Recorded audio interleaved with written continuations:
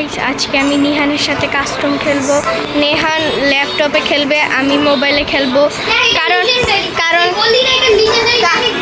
কারণ কারণ নেহান অনেক প্রো প্লেয়ার না, ওকে আমি একটা চ্যালেঞ্জ দিলাম যে এ নেহান তুই অনেক নিজেকে প্রো বলে মানিস, তোর আজকে চুপ থাক, আমার মারবি না।